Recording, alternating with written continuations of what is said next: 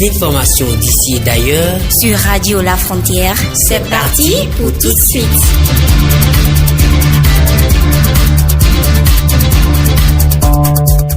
Radio La Frontière, le journal.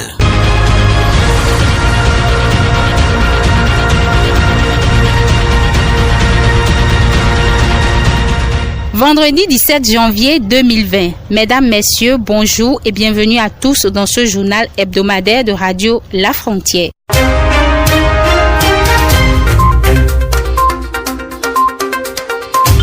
Au sommaire de ce journal hebdomadaire, Radio La Frontière, à travers une audience effectuée à Godomé, a défini plusieurs accords de partenariat avec l'agence de marketing digital Butterfly. Vous suivrez dans ce journal le point de cette rencontre.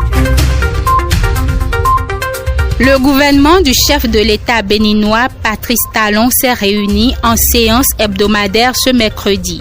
Une séance qui a accouché de plusieurs décisions, dont la constitution d'une base de données à l'endroit des agents de santé et a défini des critères d'admission au concours de l'armée béninoise. Hors des frontières béninoises, le sommet international pour prolonger la trêve libyenne va se dérouler ce dimanche à Berlin, en Allemagne. Elle a été confirmée par Angela Merkel, la chancelière allemande. Elle vise à poursuivre tous les efforts diplomatiques dans l'optique d'aboutir à la résolution du conflit libyen.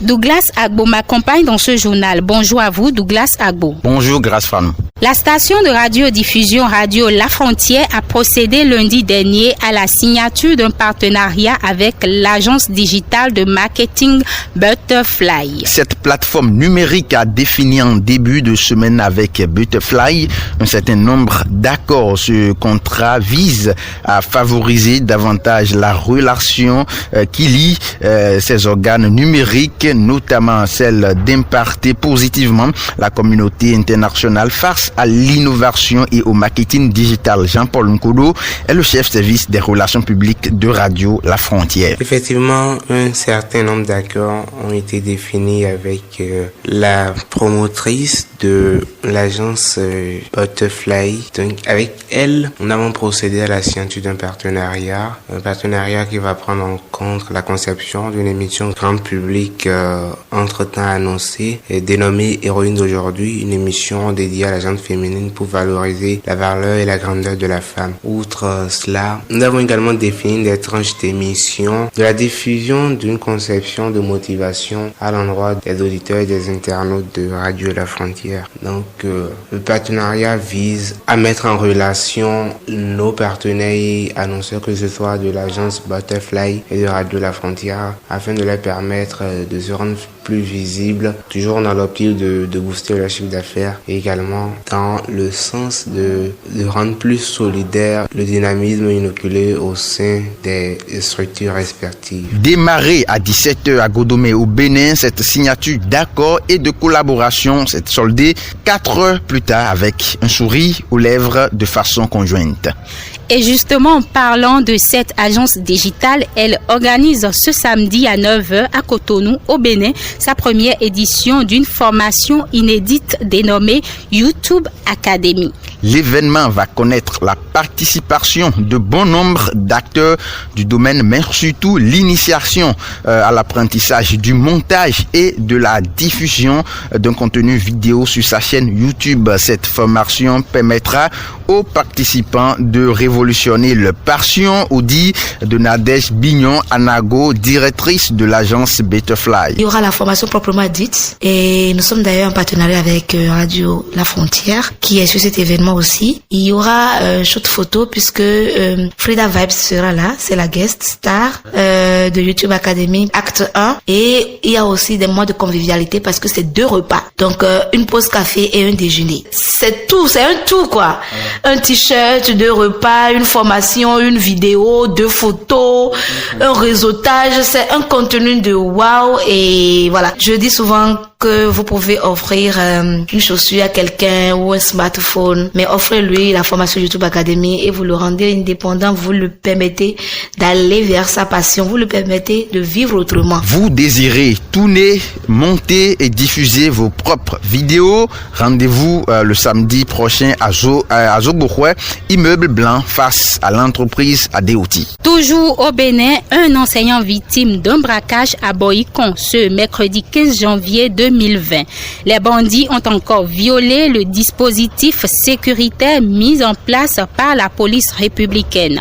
La victime est un enseignant qui a été braqué non loin de son domicile et sa moto a été emportée. En principe, c'est dans la nuit du mardi 14 au petit matin du mercredi 15 janvier 2020 que les braqueurs ont frappé à Saclo dans la commune de Boïcon. La victime est un enseignant en service à l'école primaire publique de Saclo. Selon l'information reçue, la victime est sortie de son domicile situé sur la voie menant à Nandota quand des individus ont fui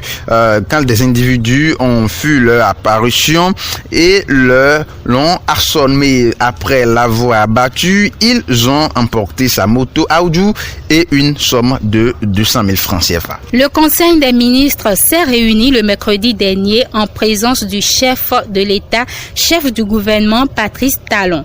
Au cours de ce conseil hebdomadaire, plusieurs décisions ont été prises dont la délimitation et l'utilité publique du périmètre de la zone de Glodjigbe. Grâce à nous, les communes d'Abomey-Calavi, de Toribo-Sito, de Zé constitue un pôle de concentration du projet phare du programme d'action du gouvernement. Alain Ouroula, ministre de la Poste et de la Communication. Un nouveau fonds de terre d'environ 10 000 hectares situé entre les trois localités a été identifié pour servir de zone économique spéciale. Dans le but de favoriser le développement des activités économiques tout en préservant les agglomérations et les noyaux villageois, le Conseil a consenti à subdiviser le périmètre du projet en 3 lots. C'est à cette fin que le décret portant délimitation et déclaration d'utilité publique du périmètre concerné est adopté pour enclencher la procédure devant aboutir à la libération des sites concernés. Les ministres impliqués dans l'aménagement du domaine prendront les dispositions subséquentes relativement à la sécurisation des lieux, aux évaluations foncières et immobilières, puis au dédommagement des personnes affectées. Le Conseil a par ailleurs adopté plusieurs décrets portant modalités d'organisation des concours directs d'accès au corps des personnels de la police républicaine. Alain Ouroula. Transmission à l'Assemblée nationale du projet de loi portant régime juridique, fiscal et douanier applicable au projet de pipeline d'exportation Niger-Bénin. Sont également adoptés les décrets portant organisation, attribution et fonctionnement des ministères en charge de l'agriculture, de l'élevage et de la pêche, des petites et moyennes entreprises et de la promotion de l'emploi. Au titre des communications, nous avons la constitution d'une base de données des professionnels de santé. Alain Ouroula de nouveau. Cette base de données offrira l'avantage de disposer à titre prévisionnel de personnel de santé préqualifié et disponible pour l'exercice de la profession. Elle sera exploitée dans le cadre des recrutements selon les domaines de compétences en vue de combler les déficits observés dans la répartition des ressources humaines en santé, aussi bien dans le secteur public que dans le secteur privé. Ce faisant, les besoins seront à terme couverts pour garantir aux populations l'accès à des soins de qualité partout sur le territoire national. Pour y parvenir, un registre d'inscription sera ouvert à l'intention des titulaires de diplômes d'état de doctorat en médecine et diplôme d'études spécialisées DES ou doctorat de spécialité, diplôme d'état de doctorat en pharmacie et DES ou doctorat de spécialité, diplôme d'odontostomatologie et diplôme de spécialité ou doctorat de spécialité, diplôme d'état de doctorat en médecine, en pharmacie ou en odontostomatologie, licence ou master professionnel dans une discipline paramédicale, baccalauréat professionnel dans une discipline paramédicale. Les données collectées seront traitées et analysées aux fins d'identifier les postulants éligibles. Ceux-ci seront ensuite soumis à un test d'aptitude à l'issue duquel les professionnels dont la qualification est confirmée intégreront la base à constituer. Il faut aussi noter que plusieurs nominations ont eu lieu au cours de ce Conseil des ministres. 16 janvier 1977, 16 janvier 2020, 43 ans déjà que le Bénin a connu l'agression des mercenaires tentant de détruire le régime du feu général Mathieu Kérékou. Bob Dena et ses coéquipiers ont fait leur apparition au Bénin à l'aéroport très tôt le matin. L'optique fondamentale est la destitution du régime en place à cause de la révolution. C'est ce que nous explique Félix Amonsou-Vicbo, militaire à la retraite. À leur arrivée, qu'est-ce qu'ils veulent ? Ils veulent destituer le régime en place. Ils veulent détruire le régime de Kérékou, puisque le Bénin était en pleine révolution. Et pendant ce temps, des Béninois se sont exilés. Donc, les Béninois qui se sont exilés, c'est eux qui ont fomenté ce coup, puisqu'ils sont fatigués de rester à l'extérieur. Ils veulent rentrer au pays. Mais tant que le régime révolution est là, ils ne peuvent pas descendre. Il faut qu'on destitue nécessairement le régime là pour leur permettre de faire leur atterrissage au Bénin. Donc, la raison principale qui a conduit les mercenaires au Bénin, c'est la destitution de la révolution. Un objectif qui n'a pas été atteint malgré de nombreuses pertes en vies humaines. Quand ils sont arrivés, le Bénin a riposté par les militaires. Les militaires aussi sont arrivés au camp, ceux qui étaient en service et ceux qui sont venus de la ville. Tout le monde s'était mis en tenue et les armes ont été distribuées. Le Bénin était allé au front. Le Bénin est allé à leur rencontre. Donc on ne leur a pas permis de descendre entièrement dans le pays. Les renseignements sur lesquels ils sont arrivés, ils n'ont plus vu ce qu'on leur avait dit. Parce qu'ils sont arrivés comptant sur les anciennes armes, les armes que les Français ont laissées au Bénin. MAS 36, il y a des armes qu'on appelle MAS 36. Ces armes sont fabriquées en 1936. Donc c'est ces armes-là qu'on utilisait dans le temps. Donc ils savent qu'avec les armes que nous, le Bénin avait dans le temps, ils peuvent facilement choper le Bénin. Or, la révolution, le président de la République a déjà fait venir des armes de la Libye et de la Corée. Ils ont vu que, attention, si on ne fait pas vite, on sera pris. Donc ils se sont retournés. Ils n'ont plus le temps de progresser vers la ville. À l'instant des propos recueillis par Jean-Paul Nkolo. Continuons toujours ce journal au Bénin, 20 août 2019, 20 janvier 2020. Bientôt 5 mois que le Nigeria a fermé ses frontières avec le Bénin.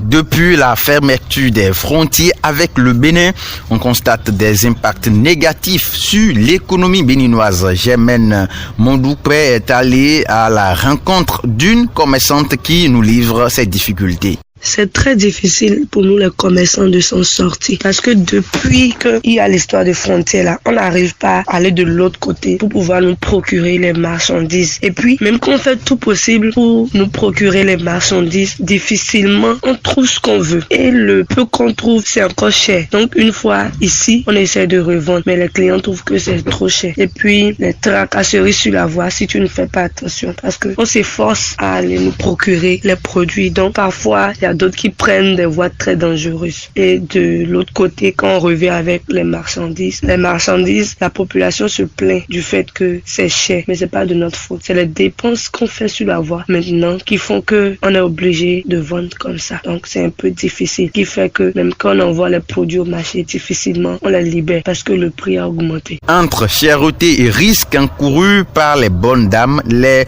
consommateurs n'ont d'autre choix que de s'approvisionner. Suivez le témoignage d'un consommateur. La fermeture des frontières a fait d'abord monter le prix des denrées alimentaires provenant de ces pays limitrophes du Bénin et ça fait que les choses sont devenues chères. En Afrique, précisément au Cameroun, un professeur de mathématiques a été assassiné par son élève au lycée de Nkolbison dans le 7e arrondissement de Yaoundé. L'élève Bis Ngoso Brice, âgé de 15 ans, et en 4e a tué son professeur Njori Diakunte Maurice, un jeune professeur de 26 ans. L'élève Bis Ngoso Brice, âgé de 15 ans, manipulait son téléphone pendant le cours de mathématiques lorsqu'il a été interpellé par son professeur qui demande de lui remettre le téléphone afin que ce dernier soit remis à l'administration selon le règlement en vigueur. Devant le refus, l'indifférence et le mépris de l'élève, l'enseignant s'avance et tente d'obtenir l'appareil. Par force, l'élève s'interpose et sort un objet tranchant qu'il plante violemment sur la poitrine de son enseignant. Le jeune professeur baigne dans une mare de sang. Panique totale, le tuteur se sauve. Les enseignants arrivent le professeur poignardé est mis dans un véhicule pour le centre hospitalier universitaire de Yaoundé, mais le professeur a trop perdu du sang et ne respire plus. Malheureusement, il a rendu l'âme. Quant à l'élève assassin, sa cavale n'aura duré que quelques heures. Il a été arrêté à son domicile par les forces de l'ordre. En Libye, les efforts pour mettre de l'ordre dans les conflits se sont intensifiés cette semaine avec l'annonce par Moscou, parlant de la tenue d'une conférence internationale de Berlin dimanche prochain. Cette annonce est intervenue à Moscou en présence des deux chefs rivaux libyens qui ne se sont pas cependant directement rencontrés. Le rival libyen, le maréchal Khalifa Haftar, a refusé de signer un accord formel de cessez-le-feu dans l'immédiat. D'après la Russie, le géant de l'Est libyen qui tente sans succès depuis 9 mois de prendre la capitale Tripoli dans les armes a besoin de 2 jours de surplus pour porter une étude sur le document et en discuter les tribus qui lui sont alliées. Hors de l'Afrique, en Ukraine, on vient de l'apprendre, le premier ministre ukrainien a annoncé sa démission au président Zelensky. Oleski Kucharuk, Premier ministre ukrainien, a annoncé sur Facebook avoir adressé sa lettre de démission au président ukrainien après des révélations sur une réunion tenue en décembre au cours de laquelle il aurait critiqué le président fustigeant des fichiers montés à partir de fragments. Il a mis en lumière un contenu créé artificiellement.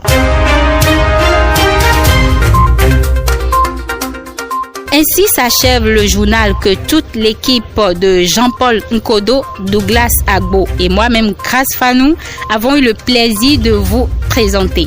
Nous vous remercions, au revoir et à la semaine prochaine.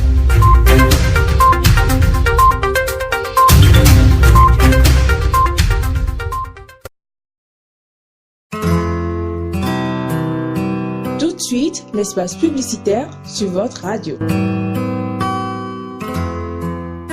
Communiqué. Le groupe Ma Fierté informe les parents d'élèves ainsi que les candidats au BEPC et au bac 2020 que ces séances de travaux dirigés démarrent le samedi 11 janvier et vont se poursuivre jusqu'à la veille des examens. Quand tous les samedis et dimanches à partir de 15h ou complexe scolaire Cedro Siak Bodje dans la Vonde de Saint-Thomas. Participation 200 francs par séance ou 1500 francs le mois. Notez bien, nos résultats antérieurs témoignent de la qualité de prestation qui se fait au sein du groupe scolaire. Inscription et renseignements 67 39 15 60. Groupe Ma Fierté, la force d'une équipe jeune. Communiqué. L'agence Butterfly organise ce samedi 18 janvier 2020 un programme de formation dénommé YouTube Academy. Vous êtes passionné des métiers de l'audiovisuel, vous désirez apprendre le montage, la réalisation et la diffusion de vidéos sur les réseaux, saisissez cette opportunité. Votre participation vous donne droit à une vidéo gratuite réalisée et 2 photos professionnelles. Lieu du programme,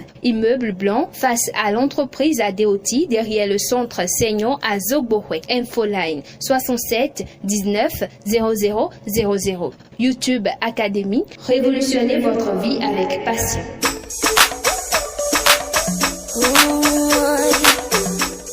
Nouvelle Nouvelle année, nouvelle vision, nouvelle destination. 2020, année jumelle. Bonne année, bonne année, bonne année, bonne année. Retrouvez à partir du 6 janvier 2020 Radio La Frontière avec d'intenses moments de paroxysme. Ça va démarrer. Des magazines, des émissions socio-économiques, culturelles, politiques, sportives et l'émission partenaire grand public. Bonne et heureuse année, l'heure des résolutions vient de sonner. Faites-vous plaisir sur nos canaux numériques à travers les nouvelles conceptions telles que Personnalité 2.0, Bénin Culture, Héroïne d'aujourd'hui, la division Afrique Inter, le Zik du moment. Danse, danse, à la vie, à l'amour. Annonceurs, partenaires, saisissez cette opportunité en nous joignant sur la tranche commerciale plus près de vous. Radio La Frontière, le développement et l'excellence. Bonne année 2020.